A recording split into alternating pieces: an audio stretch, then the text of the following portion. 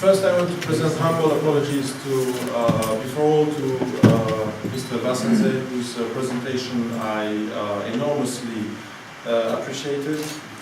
I would probably, anyway, not be able to compete with his impressive comment of the English language, and for reasons that have actually nothing to do with fluency or command of the language, I will take unfair advantage of the fact that French at some point has been an international language of diplomacy, which is not the case of Georgian, a magnificent language, anyway, one of the few languages I have never been able to learn, because I don't know what kind of brain you need to master that kind of language. It's incredible. Donc, pour en venir au sujet de cette présentation, elle s'intitule « Le nationalisme abstrait comme cheval de Troie du mondialisme, plaidoirie pour un activisme continental ». Et elle sera un peu d'ailleurs dans la lignée de ce que nous venons d'entendre dans la bouche de M. Dimitriou. Il faut croire qu'il n'y a vraiment que des crypto-communistes pour venir ici de Roumanie. Le plan d'ailleurs de la présentation s'expose assez facilement à des soupçons de maoïsme, en raison d'une préférence personnelle pour les symétries nettes. Le plan étant le suivant: 5 souverainetés, 3 nationalismes, une doctrine. Je pars de l'analyse technique du phénomène de la souveraineté qu'a proposé un écrivain très populaire en Russie, malheureusement traduit dans presque aucune langue occidentale, qui est Nikolai Starikov, et qui nous propose de distinguer 5 étages de la souveraineté. La souveraineté territoriale, qui se définit avant tout par l'extension administrative de l'emploi d'une langue officielle et des limites définies par des compétences policières. La souveraineté diplomatique, la souveraineté militaire, la souveraineté économique et enfin la souveraineté culturelle. Et Starikov nous dit, un propos auquel je souscris, que les pays réellement souverains sont les pays qui réussissent à combiner ces 5 formes de souveraineté. Alors évidemment, si on considère la scène internationale actuelle, inutile de vous dire qu'il y en a fort peu. Pourquoi avoir choisi ce sujet du nationalisme et de la souveraineté? Une raison très facile à comprendre, c'est celle que reflète la composition même de cette conférence, d'où sont absents, ça, nos invités d'Europe de l'Ouest n'en sont pas forcément conscients, mais d'où sont absents un certain nombre de noms importants, de personnalités importantes du souverainisme roumain, de Roumanie, je précise, et pour des raisons qui malheureusement ne sont pas occasionnelles ou accidentelles, mais parce que pour beaucoup d'entre eux, c'est idéologiquement et en termes d'image difficile de répondre positivement à une invitation de Yuri Rochka. Pourquoi? Parce que ces gens qui, je le rappelle, sont des anti-libéraux, probablement beaucoup plus anti-libéraux que de grands secteurs du Front National en France, qui sont des souverainistes et des nationalistes roumains, considèrent que la proximité, d'ailleurs relative et en bien coupable, de M. Rochka avec la Russie constitue un acte de trahison. Alors, l'arrière-fond de ce gigantesque malentendu, c'est la querelle de l'unionisme, qui, vue de France, je conçois qu'elle doit être assez difficile à comprendre, puisqu'il y évidemment, en France, en Europe occidentale en général, c'est l'État qui a créé la nation. Comme vous le savez très certainement, en Europe centrale et orientale, et jusqu'à la Russie, qui est l'autre contre-exemple, c'est plutôt le système herdérien qui a caractérisé l'apparition de l'État-nation, c'est-à-dire que, pour simplifier, les nations ethniques à l'origine ont créé l'État, ou du moins ont essayé de le créer. C'est ce qui vous explique que, tandis que les nationalistes français conçoivent finalement assez bien le fait qu'il existe des Belges wallons et des Suisses romans qui ne sont pas nos compatriotes, ou vos compatriotes, puisque je m'exprime ici en tant que représentant de l'intellectualité roumaine, que les Russes, contrairement à ce que vous raconte la propagande occidentale, tolèrent aussi très très bien l'existence de russophones en dehors de leurs frontières. Rappelons que l'Ukraine occidentale en est pleine, les villes ukrainiennes parlent russe.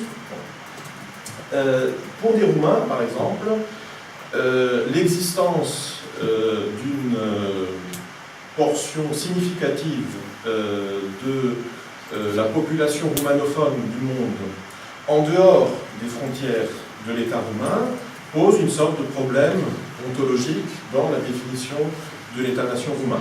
C'est comme ça. Je pense qu'il serait relativement absurde en tant que Français ou en tant que Russe d'essayer de porter sur cette situation des jugements de valeur. Nous avons des histoires culturelles, politiques différentes. Alors, si on considère cette situation du point de vue qui est celui en général des Français et des Russes, effectivement ça a un côté absurde. Non pas à cause de ce principe ethnique, qui finalement n'est pas totalement absent non plus des constructions nationales françaises ou russes, mais plutôt parce que la forme juridique politique que devrait à l'heure actuelle, dans le contexte présent, prendre une telle union, c'est la réunion de deux structures non souveraines. L'une étant formellement privée de souveraineté, puisque la Roumanie, comme la France, hélas, a signé ces traités par lesquels elle se prive de pratiquement toutes les formes de souveraineté. Elle conserve un certain degré de souveraineté territoriale, c'est-à-dire de contrôle de ses frontières par rapport à la France, du fait qu'elle n'appartient pas à l'espace Schengen. Abstenez-vous, je vous en conjure, d'en déduire que ce serait le résultat d'une quelconque volonté de souveraineté de la Roumanie actuelle. Les élites roumaines n'ont qu'une envie, c'est évidemment d'intégrer l'espace Schengen, et c'est l'espace Schengen qui ne veut pas de cette Roumanie qu'elle nous présente comme un mauvais élève en termes sécuritaires, alors que les statistiques internationales prouvent qu'elle est le pays le plus sûr d'Europe. Accessoirement, vous savez que si la Roumanie était dans l'espace Schengen, le premier port d'Europe serait le port de Constanța. Il y a des gens à Amsterdam et Rotterdam qui, disons, considèrent cette éventualité avec une certaine antipathie. Donc, on serait face à l'union, dans un scénario unioniste, d'un côté d'un État formellement privé des principaux aspects de sa souveraineté, et d'un État, la République moldave, formellement souverain, mais dont il est par ailleurs bien connu qu'il subit, en sa qualité de petit État relativement fragile, substantiellement des influences diverses. Ce à quoi il faut ajouter que même cette souveraineté territoriale, donc, qui, rappelons-le, dans l'analyse de Starikov, ne représente que le premier étage de la souveraineté. Même cette souveraineté territoriale, dont ces deux États peuvent encore à divers degrés se targuer, n'est pas absolue. Parce qu'en réalité, quand on parle de souveraineté territoriale, dans le contexte de pays qui n'ont pas de tradition très forte d'émigration comme la France, on oublie une chose, c'est que pour être souverain, il faut évidemment avoir un territoire qui a des limites, mais il faut s'y être. C'est-à-dire qu'en fait, la souveraineté territoriale, c'est une adéquation entre un territoire et un peuple. Or, les Roumains, ou du moins les citoyens, puisqu'il y a aussi parmi eux des minorités nationales, hongroises, etc., aussi bien de l'État roumain que de la République moldave, pour une grande partie d'entre eux, entre 20 et 25%, ne sont pas des occupants à l'année des territoires respectifs, hein, puisque ce sont des pays qui ont été littéralement pillés démographiquement par le brain drain, c'est beaucoup dire, puisqu'on prélève des techniciens, des médecins, etc. La France, notamment, prélève des contingents impressionnants de médecins roumains qui font défaut en Roumanie, et ce, en raison d'un numerus clausus des facultés de médecine françaises, qui est consciemment conçu pour exercer ces prélèvements. C'est-à-dire qu'on sait très bien en France qu'on ne forme pas suffisamment de médecins pour couvrir le territoire, mais c'est pas grave, on en volera à des États pauvres de l'Union européenne qui, sur leur revenu, sur leur rentrée fiscale adémique, vont en former pour nous.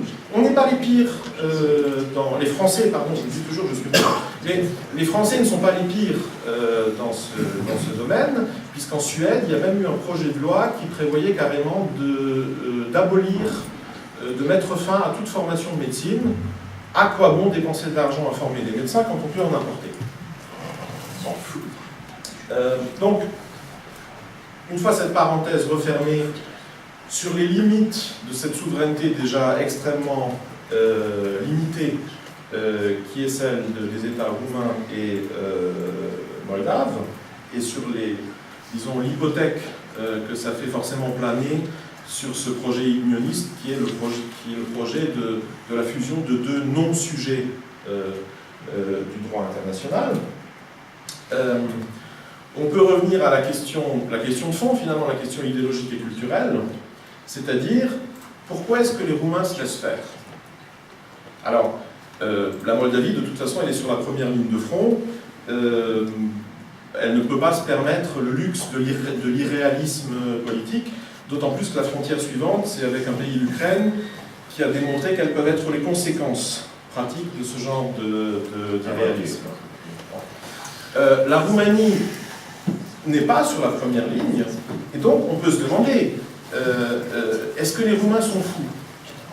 Pourquoi est-ce que le nationalisme roumain, de manière chronique et profonde, reste un nationalisme manipulable? Et là, je propose d'introduire une autre distinction. J'ai parlé de 5 formes de souveraineté, suivant l'analyse de Nikolai Starikov. Je parlerai de même de 3 formes de nationalisme. Donc pour ceux d'entre vous qui, comme moi, suivent depuis longtemps Alexandre Douguine, vous avez pu remarquer, quand il est question de ce qu'il appelle donc la 3e théorie politique, ce flottement terminologique récurrent entre fascisme, nationalisme. Je pense que ce flottement terminologique n'est ni accidentel, ni même malheureux. Je pense qu'il reflète la conscience qu'a très probablement Alexandre Douguine de l'hétérogénéité historique des nationalismes. Ça ne constitue pas un problème de cohérence dans le cadre de son discours, qui est avant tout philosophique. Mais l'analyse des 4 théories politiques, plutôt l'analyse des 3 théories politiques et le projet de la 4e, ça n'est pas une analyse historique.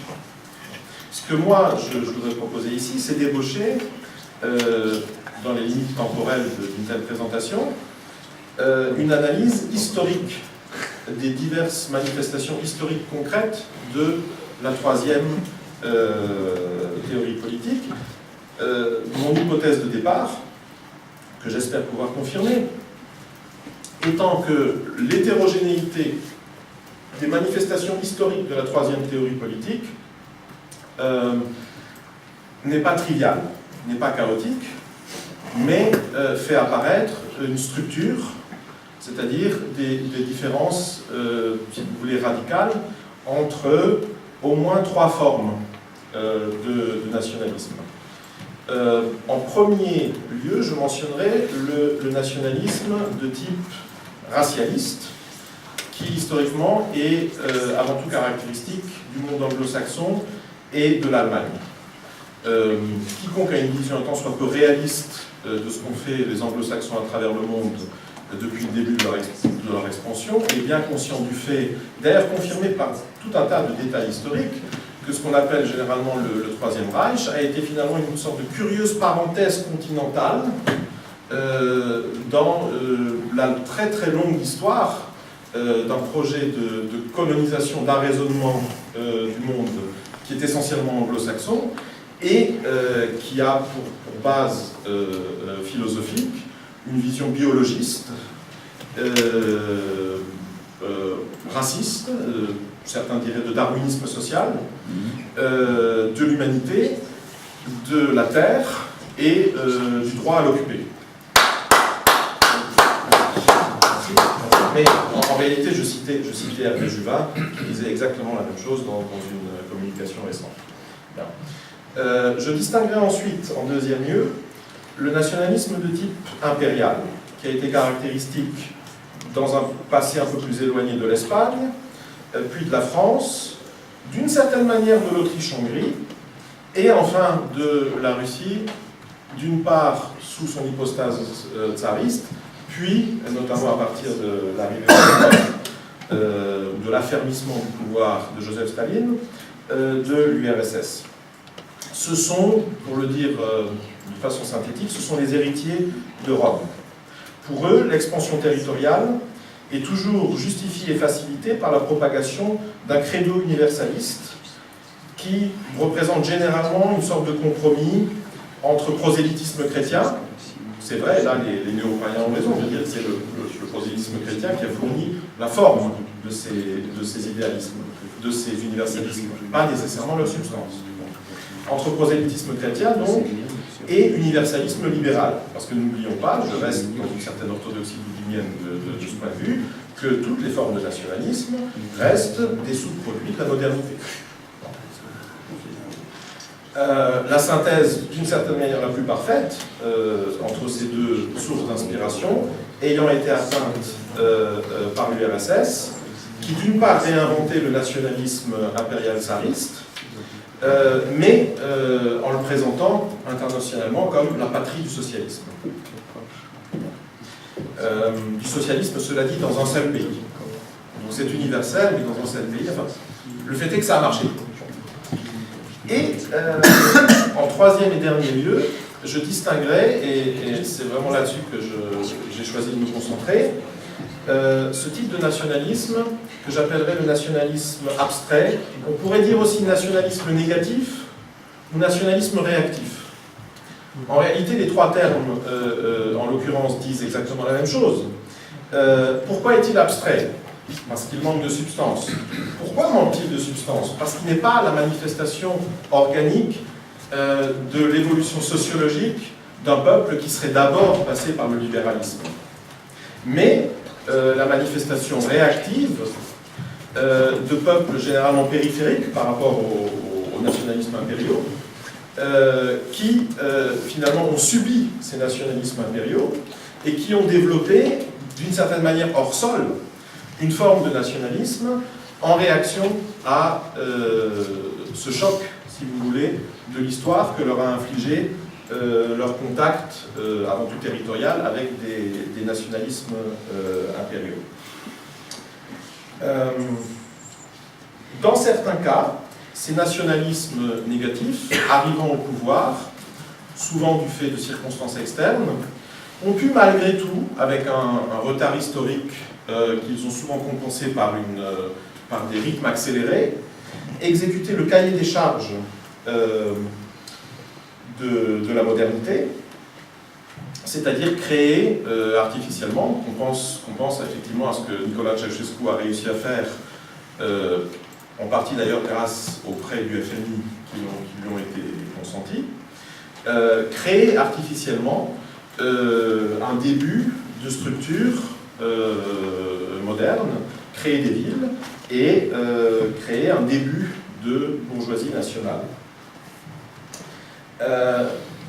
Le problème, c'est que beaucoup de ces nationalismes, qui sont des nationalismes hors sol, trouvent leurs origines idéologiques, non pas, comme je le disais, dans une évolution organique, mais dans les manigances de la diplomatie secrète de divers empires, qui voyait une nécessité stratégique dans la création de nationalisme croupion permettant de stabiliser des zones tampons avec leurs adversaires géopolitiques. Cette analyse du nationalisme négatif, d'une certaine manière, rejoint bien évidemment les propos de Engels sur les peuples sans histoire, qui, dans ma perspective, serait plutôt, pour le dire crûment, des peuples qui ont subi l'histoire. La conséquence directe de cet enracinement récent et superficiel, c'est que, alors que dans les patries du nationalisme impérial, ce dernier arrive parfois au pouvoir sans préméditation, entre guillemets, on pense par exemple à la divine surprise qu'a constitué en 2010 le début du deuxième régime Orbán en Hongrie. Le nationalisme négatif, quoique généralement très répandu à l'état diffus dans la société, ceux d'entre vous qui ont un peu pratiqué la Roumanie savent que les Roumains, même, et j'allais dire surtout, entre guillemets de gauche, ou du moins électeurs de partis comme le Parti social-démocrate, sont souvent des gens beaucoup plus exempts, si vous voulez, d'infection libérale que certains secteurs nominalement de droite des pays occidentaux. Cette présence diffuse, si vous voulez, des valeurs antilibérales dans ces sociétés explique aussi l'intérêt historique du mouvement eurasien pour les produits intellectuels, littéraires, etc. de ces cultures. Songeons à l'influence des grands écrivains antilibéraux roumains de l'entre-deux-guerres, entre autres sur Alexandre Chedoudine.